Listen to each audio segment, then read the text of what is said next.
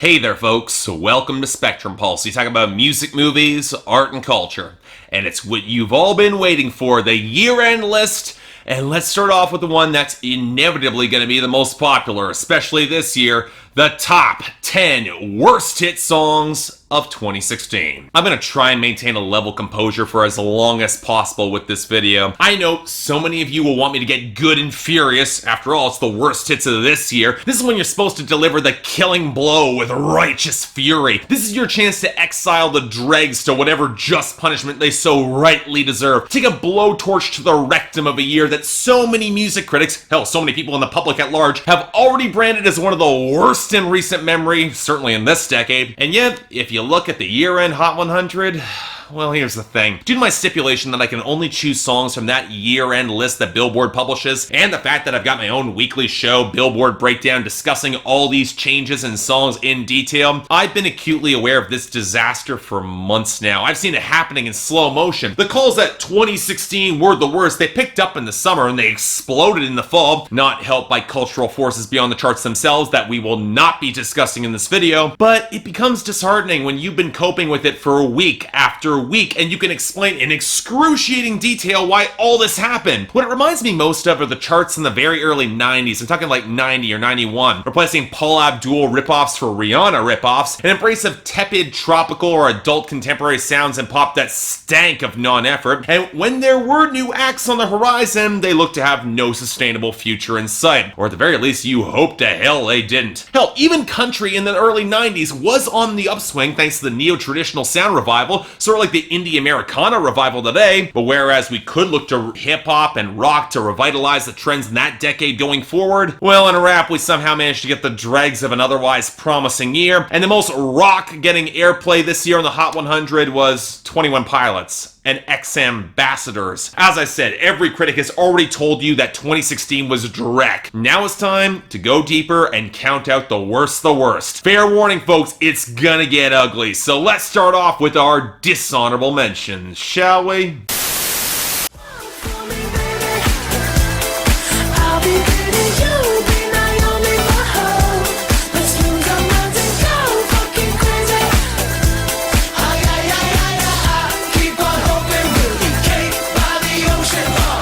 It should really be a crime to make a song about cunnilingus this unsexy. Oh, you think it's got some potential with the bass line and Joe Jonas trying to bring some loose funk to the pre-chorus, but by the time we get to the hook, it's the metaphorical sand between the rose petals, if you get me. A migraine encapsulated in every shrill, underweight squeal from Joe Jonas's falsetto. The entire chorus is a train wreck, not helped by the guitar, the bass, and the synth, all trying to compete with variants of the same melody line, and a hook that when it's not trying to croon over this wave of noise becomes a sort of braying shout that inevitably became a staple of spring break in 2016. Or to put it another way, this is a sort of song where their go-to sex reference is a brief relationship between P. Diddy and Naomi Campbell in 2002. I guess that was kind of breezy, but only until the waves come up, get salt in everything where you don't want it, and sends this back into the ocean with the rest of the tide.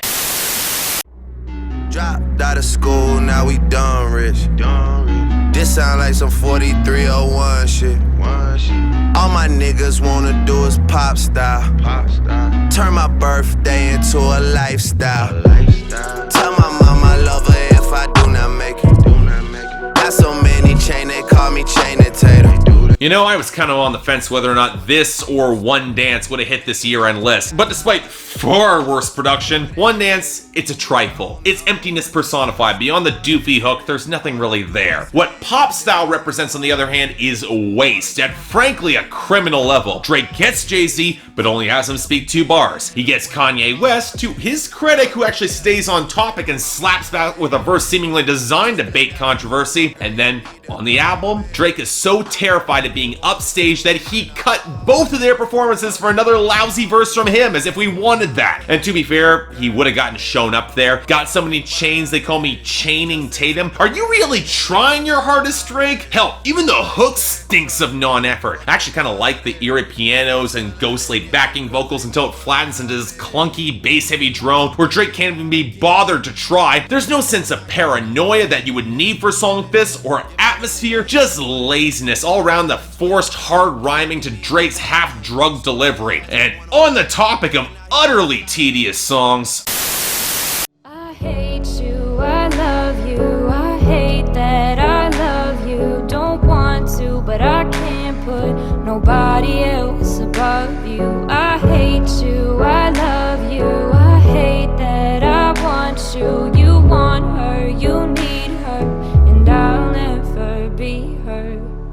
you know, if I'm gonna blame Lana Del Rey for anything in a year where she didn't even drop an album, it's gonna be for popularizing and glamorizing empty relationship melodrama in the 2010s, with this being one of the biggest snoozers of the pack. And yet he falls even short of that standard, because there's nothing glamorous about this, not even seedy in a way that has flavor or texture or goes over the top. Just dead-eyed pianos, an utterly forgettable female vocalist, and Nash's bars that lack charisma or any sort of distinguishing characteristic outside of a pair of badly chosen Headley references of all things. And what gets especially toxic is that there's no clear narrative to the story here. Olivia O'Brien is convinced that Nash is pining over some other girl, but Nash doesn't even mention that. In fact, he spends the majority of his verse not communicating explicitly. The first girl leaving him after he rejected more commitment from her, even if that was ultimately what he wants now, and now he's rejecting his new girl because of that, and my god, at least when I was listening to emo music in high school melodrama, it had a goddamn pulse to it and some anxious energy. This is a Xanax suppository of a song that can't even earn its drama. At least We Don't Talk Anymore by Charlie Puth and Selena Gomez, which had far worse production and far less compelling lyrics, and really is the far weaker version of Somebody That I Used to Know from Goche and Kimbra, that nobody wanted him to make this. It at least ended things in that relationship and made it clear that they were trying to move on. But speaking of utterly contemptible behavior, I always wonder if you ask yourself, is it just me? Is it just me? Or is this sex so good I shouldn't have to fuck for free? Is it just me? Yeah, is it just me? Is this sex so good I shouldn't have to... Of all the Drake songs that charted this year, well, if Child's Play had stuck around long enough, it probably would have made the list. But in its absence, I'll settle for this shoddily produced Assault to Decency that really should have been a lot more controversial, attracted a lot more negative attention than it did. Yes, I get that it was technically a DJ Khaled song, but given that all DJ Khaled contributes is the intro and the outro, not even the production, really Drake dominates this song, or at least tries to. I find it hard to consider his passive-aggressive concern trolling as anything close to actually being dominant. And from the very first verse, that titular parallel, and the line, like your boy from Compton says, you know this dick ain't free, you can tell this is a dig at Kendrick Lamar. And Drake is taking her like he's taken so many other girls. Of course, when Kendrick Lamar made the 4 Freak interlude on To Pimp a Butterfly, he was taunting America. Drake, he's not quite on that level, so he resorts to bars saying this girl's stomach is on flat, and he's just double checking on her and not putting any pressure on her, even when a few lines later we get the unspoken threat, you know what it was when you signed up? Just so charming from you, Drake. And yet all this is paired with this muted and yet brittle melody that doesn't remotely match the blocky bass beat and sandy touches of percussion that goes nowhere. The song doesn't evolve, which is a perfect way to describe the complacent non-progression of this track and really Drake's entire career. Ugh. Next. She said konnichiwa. She said pardon my French. I said bonjour my da. Then she said sabase. And I said nabule. No matter where I go, you know I love them all. She said hola como esta. She said konnichiwa. She said pardon my French. I said bonjour my da. Then she said sabase. And I said nabule. No matter where I go, you know I love them all. And on the topic of artists associated with DJ Khaled, you know, I think a lot of people pretty much forgot this song existed, or at the very least were willing to give it a pass thanks to a bouncier vibe with decent synth layering and brighter cymbals on an otherwise very dreary summer in 2016. But all of that ignores the fact that Ken Jones is just a terrible frontman on a song with scoring with foreign girls somehow having less class and tact than Jason Derulo. This song interpolates a Barry White track and yet somehow somehow none of that translates off of that pre-chorus as Kent Jones brushes aside this girl's concerns that she's got a guy because, hey, that guy doesn't speak English, what can he do to stop Kent Jones? Well, you know, I'm fairly certain a fist to the jaw and a boot to the nuts is universal across multiple languages, but the larger fact is the utterly dismissive tone of the writing, where this girl is trying to entice Kent Jones in, and yet the lesson that he wants to teach on this song is he's gonna continue nailing a string of girls with lines like, she give me desktop till I overload, and she from Africa, but she fucked me like she Haitian. Oh, I'm not even sure I got the mental fortitude to unpack that line. Look, nobody's heard anything from Kent Jones since this song. Here's that big DJ Khaled cosign doesn't get you that far. And yet, this track, which thinks that a grade school foreign greetings lesson passes for pickup lines, it sucks. Next. I don't know what you've been told, but this guy right here's gonna rule the world. Yeah, that is where I'm gonna be, because I wanna be. No, I don't wanna sit still, look pretty. You get off on a 9 to 5 dream of picket fences and trophy wives, but no, I'm never gonna be, cause I don't wanna be. No, I don't wanna sit still, look pretty. You know, I've already thoroughly torn through this song with the LP Club when we discussed Daya's mess of a debut titled after this song, the ultimate try-hard modern pop album of 2016, but that doesn't mean this badly made junk is escaping my chopping block. And look, I've stood up for plenty of songs with strong feminist subtext in the past, but if you're gonna make that feminist anthem, you definitely need a singer with more gravitas and swell than Daya, especially considering how little she's willing to compromise to take that feminist position. Like Meghan Trainor, she seems to default to the archaic gender roles that were outdated 30 years ago and say that Snow White had it right using the 7 dwarves to do her chores. You know, I might be recalling the myth incorrectly, but didn't Snow White eat a poison apple, fall into a deep sleep, and still had to get saved by the kiss of a prince anyway? And doesn't Daya on the bridge try to jack a line from Beyonce's Pretty Hurts, and yet it comes across as only reinforcing her insecurity? Half because she doesn't remotely have Beyonce's confidence, and half because it comes across as a desperate attempt to reassert to the observer that she still thinks that she's pretty, right? That's probably the most frustrating part of the song. It's entirely defined by what Daya doesn't want to be, allegedly, while still not providing her much identity of her own. It's only safe from being higher on this list because, in terms of badly framed feminist songs, the wiry and yet sandy melodic interplay in the hook actually has a little swing to it in comparison with how stiff the rest of the song is, and because we're seeing Daya a little bit later on this list, so stay tuned for that. Pull me closer in the backseat of your Rover that I know you can't afford. Bite that tattoo on your shoulder. Pull the sheets right off the corner of the mattress that you stole from your roommate back in Boulder. We ain't ever getting older. I'm actually a little bit stunned that this didn't make the top 10 proper, considering how thoroughly worthless I consider both artists attached to this. From the gaudy, flattened tropical synths against the fake snaps and hand claps, all these awful vocal filters, to one of the worst drops of 2016 that had no depth or punch to it. You know, I'll say this for Halsey, she's at least trying to inject some personality into this, but Andrew Taggart of the Chainsmokers has nothing close to charisma or personality behind the microphone, and he sounds wretched as he tries and mostly fails to compete with her. But what's always been insulting about this track is the self-serving ego of the songwriting, with Taggart playing a miserable and utterly unlikable guy, finally getting the chance to screw the rich girl who dumped him in university a few years later, because after all, they're never getting older. And here's the thing, thinking about this song in isolation, it might have actually worked, until you go through the Chainsmokers' collective work and see their noxious pattern of placing their female singers in position of desperate submission, which just really turns my stomach. It's gross. It screams of the mercenary calculation of a song like this, all to serve frontmen who've come to represent the very worst of modern pop. Again, I'm stunned this didn't have room to fit on the list properly. But now, on to that list. Number 10. There's a part of me that's actually a little bittersweet putting this on the list, almost to the point where I was kind of inclined to be merciful. Hell, it was only a few days ago where we got the announcement that the member who, despite having the least talent, had thus far had the most success and had pulled in Nicole Scherzinger and left the group. And yet, it's not without its tedious, near vomit-inducing parting gift. But hey, if you're left puking, you need to step out of the office early to clear your head, at least Fifth Harmony knows where you can get some actual work done. Or, you know,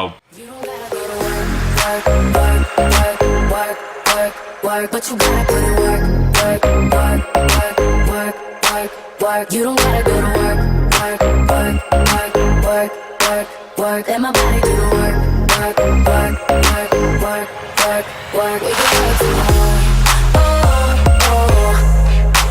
Look, Fifth Harmony might have improved slightly with their sophomore album 727, but Worth It only just missed the list last year, and Work From Home is considerably worse. A popping synth line, a bass beat, and a set of squeals straight from GJ Mustard's reject pile, at least to a set of twinkling keys that build into a little bit more depth against breathing sounds. That makes me think that somebody just didn't have the guts to add real gang vocals, and I have no idea why. And when you add in Fifth Harmony singing with the flat affectation of somebody who would need sensuality explained to them, and of course it's utterly devoid of life and is so underwritten, it makes a song about skipping work for sex feel more like work. And of course Fifth Harmony don't actually harmonize, but I've come to expect that. What raised a lot more alarm bells for me were all the flubbed rhymes and Fifth Harmony thinking that it's okay to send not safe for work pics to their paramour and get them fired, because after all, he's the boss at home, and jobs for my generation are just so plentiful that he can afford to get fired. And then for her to turn the bed into an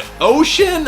Fellas, porn is not real life. Nobody squirts that much. And to compound that image, add Ty Dolla $ign, who drops a completely forgettable verse about Fifth Harmony twerking and him screwing them from behind, where honestly even he sounds like he's punching time. And even then, it's not enough to disguise Camila's horribly auto-tuned vocals layered over the final chorus. Look, I don't expect Fifth Harmony will make better music now that she's finally gone, but at least now they've got a chance. As for me, we're left with this, and I need a vacation. Number 9. You know, I've always said that if you want to have a very clear shot at getting onto this list, the absolute worst thing you could do is disappoint me. And that's how this artist landed near the top of my worst list in 2012, which yes, I will revisit and turn to video eventually, but I don't see that song dropping from its position. And it absolutely breaks my heart that this was her big comeback and it was this, but yet, even if it wasn't her, it's inexcusable. Just like fire, burning up the way. If I could light the world up for just one day, watch this madness, colorful charade. No one can be just like me anyway. Just like magic, I'll be flying free. I'ma disappear when they come for me. I kick that ceiling, what you gonna say? No one can be just like me anyway.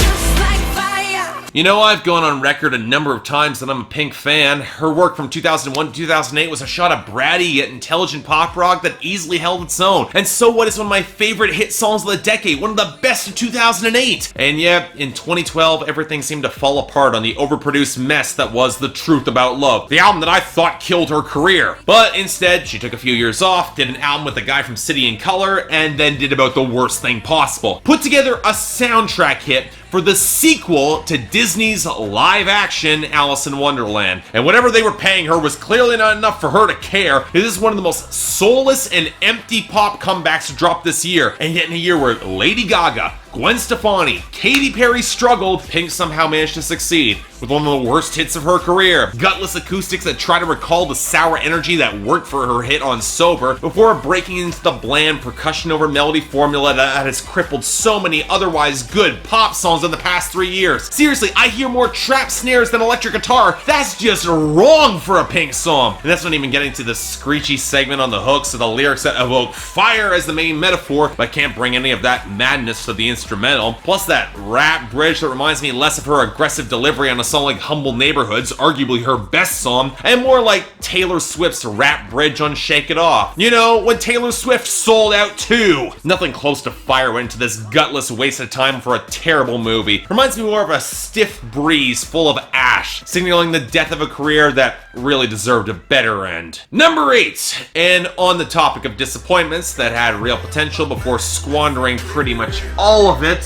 I look like I've been ballin' 'cause I'm really ballin'. I wanna apologize, I'm not really sorry. They ask me if I'm lying, I say really, really. I'm really on my mind, I say really, really.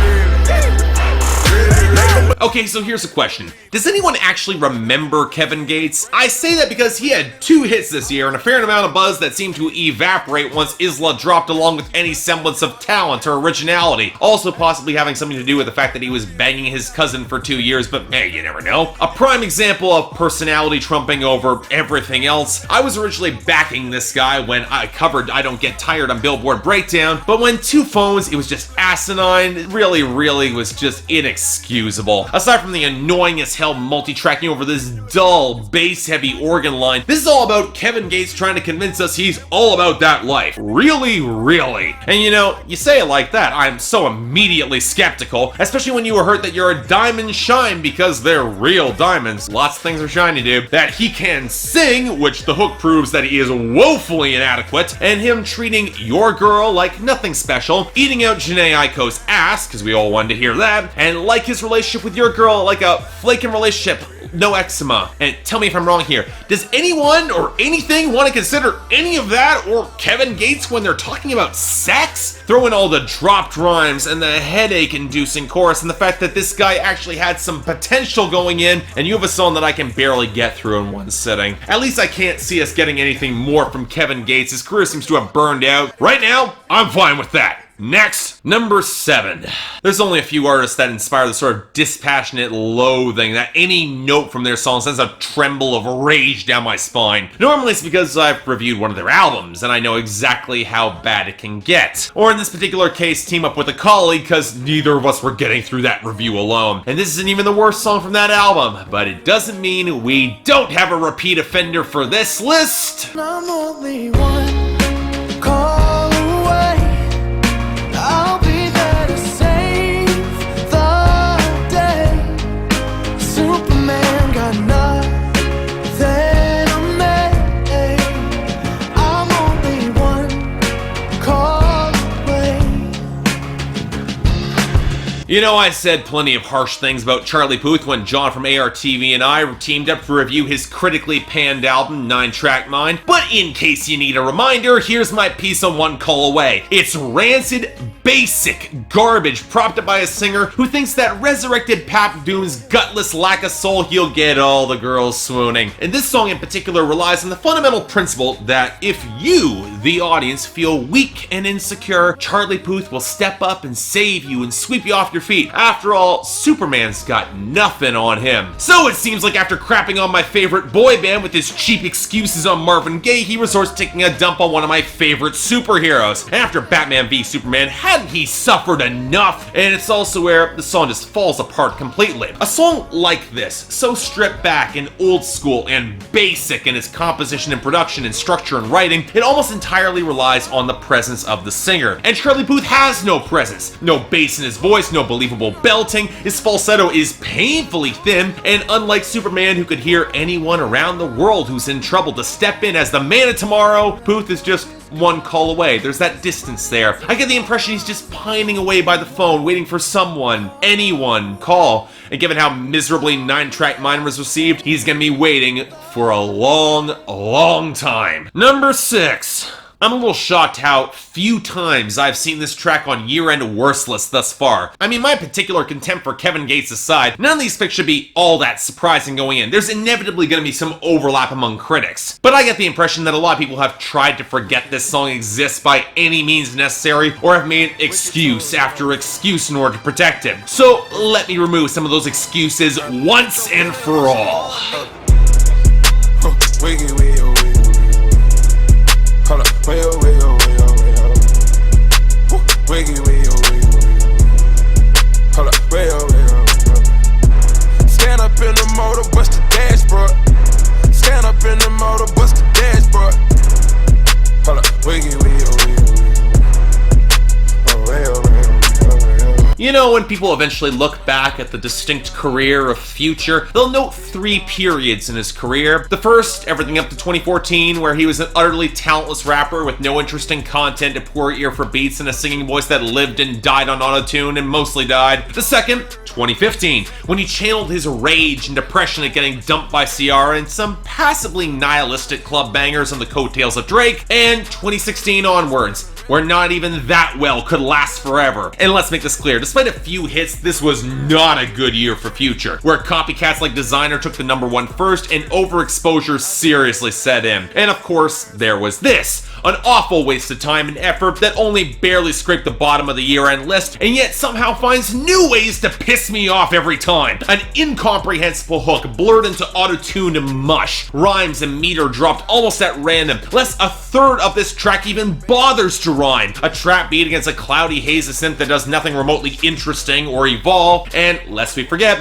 Future complaining about girls on Instagram bad-mouthing him, and that he has Taliban gang status. All this intended to emphasize that he's wicked, which he pronounced half yawning. And no, I don't buy it, Future. I'm not giving you a pass either. This isn't wicked, it's pissy posturing and whining that lacks any sort of bite, grit, or originality, or even much personality. It's lazy. And even by the standards of the mumble rap genre that Future has popularized, it sounds like unfinished garbage. And since Future plainly does not care about any of this more, why should I? Number 5. Okay. There's an art to minimalism, to relying on only a few elements to make an artistic statement. If you're only using a few things to create your mood and atmosphere, they need to be top of the line, they need to be on point, they need to fit together seamlessly. One thing out of place, it all falls apart. That's one reason why I tend to be pretty hard on stripped back acoustic songs or piano ballads. It's the bare minimum in the case of setups, and that means everything from the performance to the lyrics to the composition needs to be at its best. And then you get cases where it goes for minimalism because got no budget, no energy, no cohesive message, no impact, no talent.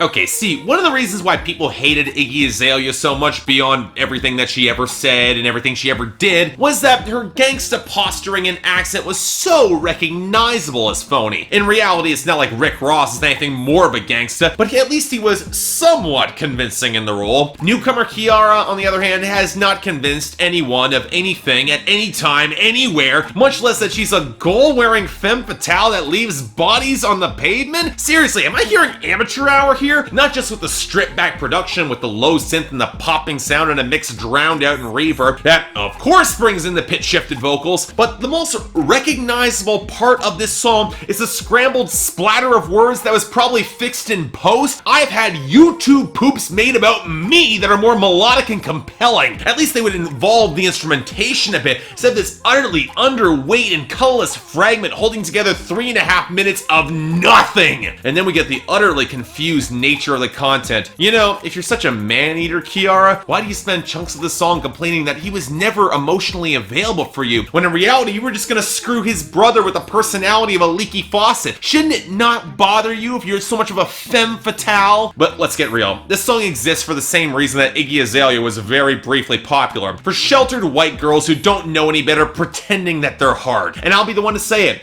Iggy Azalea did this better, as she could actually rap. There's a reason that Kiiara has had no more hits. Let's keep it that way. Number 4. I've already talked a bit in this video about this artist already, and I don't think it's a surprise that she was gonna end on this list twice. I don't think that's gonna surprise anybody. And I can already see defenders saying, that's unfair, she's young, she doesn't know any better. There's a place for that sort of adolescent perspective in pop music. Well, let me make my rebuttal. Where do the good boys go to hide away, hide away? I'm a good girl who needs a little company. Looking high in love, someone like me. Now where do the good boys go to hide away, hide away?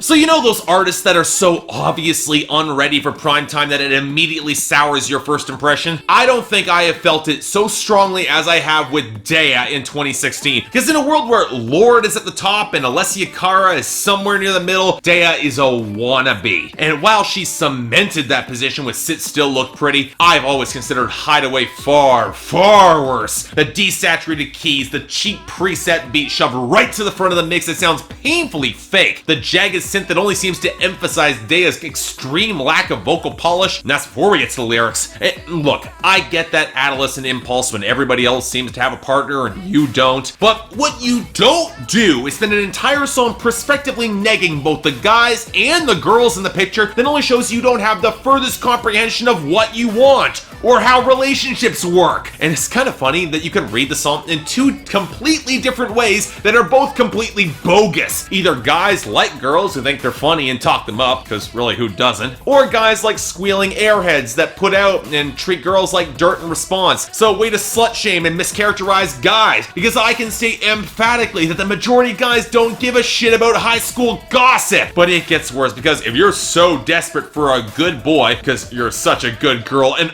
the moralism in this song makes me want to hurl, why do you then want to lead this guy on a chase only for him to save your life like Superman? I'd say that Charlie Puth is the real perfect partner for Daya here, but I also get the impression that neither of them would know what to do with each other's parts if they got together and they end up writing god-awful songs about it. Trust me, nobody wants that. Number 3. You know, it's been a running joke on multiple channels. I think Anthony Fantano over the needle drop, he started it originally, that there's a certain phrase that's positioned before mentioning this guy and this song in particular. And I think it's ultimately been taken out of context, that joke, because this is not intended by me to mock those kinds of warnings, which do indeed have some limited usages in the right context. Of course, the general idea behind them is that when you are actually ready, you confront what's facing ahead of you. You go past those warnings, but the point of this warning in particular is intended for those social justice leaning types. If you really want to speak up about the appropriation of black culture by white artists who don't know what the hell they're doing, you need to actually take a stand. You can't just vibe out with this. You gotta fight the real enemy. In other words, trigger warning, it's Post Malone. I'm ballin', I've a song on you. Watch out, oh watch out, oh watch out, yeah. I smash out, yeah. I'm spending on my fucking pay.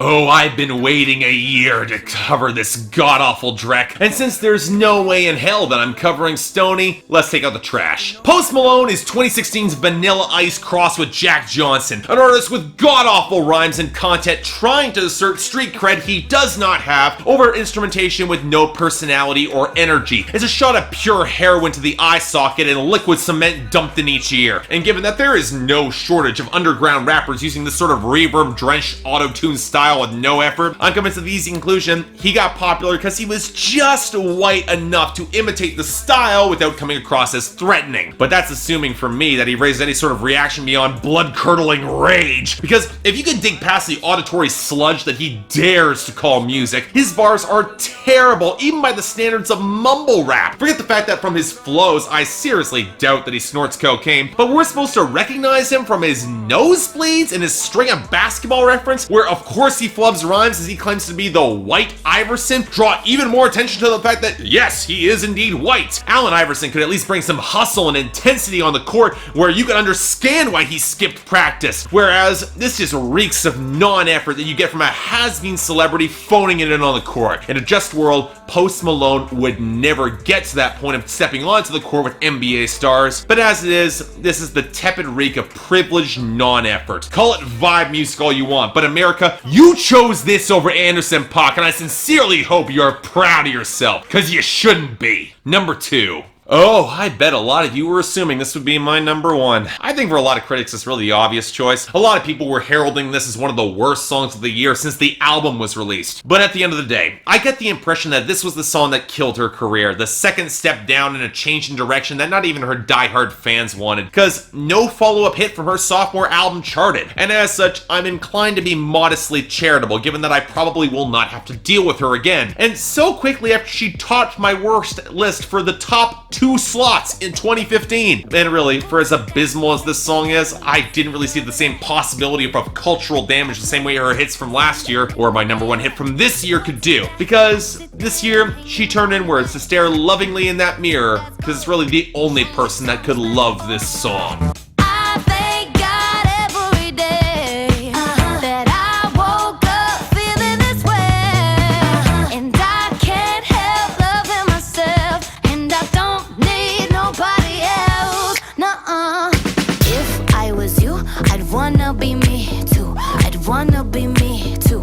wanna be me too. If you've seen my list before, you should know that I don't have an intrinsic problem with ego in modern pop music. It needs to feel genuine, which this is, and at least from an outsider's perspective, you need to be able to see where someone might come into this, which with this you kind of can. But just putting it out there, maybe it's not a good idea whatsoever to spend an entire song rubbing your audience's face in it, especially when the arrogance so far exceeds the talent. At least when hip-hop artists and rock stars made their thunderous anthems to themselves, there was swell, there was bombast, there was at least a hope that the audience, if not able to relate, could get swept up in that cathartic rush. Meghan Trainor, she's got no power, she's got no swell thanks to an utterly flat delivery on this hook, and from her lyrics, absolutely zero self-awareness, which can basically be summed up in this god-awful couplet: my life's a movie, Tom Cruise, so bless me baby, achoo! Only the second sneezing reference we've seen on this list. But we don't even get to go to that far. The first verse barely holds to the meter, it forces rhymes, and it only has this blubbery bass fragment that sounds like will.i.am's Leftovers. Hell, the entire song sounds like something that Black Eyed Peas would have rejected in 2011 with the mechanical vocals, the squeals, and the pitch shifting. And thus, whenever that guitar actually tries to come in, especially on the bridge, it feels staggeringly out of place. A remnant of Meghan Trainor's old sound where, sure, she never sounded that good, but she sounded better than this. And look, even will.i.am, even plumbing the depths of idiocy with songs like the Time Dirty Bit or My Humps, or when he tried for Fergie's solo work like Fergalicious, to which this song has more than a passing resemblance, he was at least smart enough. You never insult your audience. That's just basic stuff, and it's pretty much the reason why seemingly everybody knew this song was awful. It's a basic complaint. It's in the hook. If I was you, I'd rather be me too. Well, Meghan Trainor, given this will probably be the last time I see you on the Hot 100 in some time, and I can state this definitively, I don't want to be like you. I don't know if anyone wants to be like you, and if my suspicions are correct, you won't want to be you anytime soon. And finally, number one. At the end of the day, it had to be this top spot. It had to go to the song that pissed me off the most. Not just the one that had the least good, not just the one that will inflict the most cultural damage, but the one that will linger like a toxic fungus on the genitals, and with future hits ensure that he's not going away, no matter how many sane thinking adults might want him to just leave. And when you tack on the fact that I was once genuinely rooting for this kid, he had genuine potential, he had one song that made my mid-year list of my favorite songs at that point in 2015. Yeah,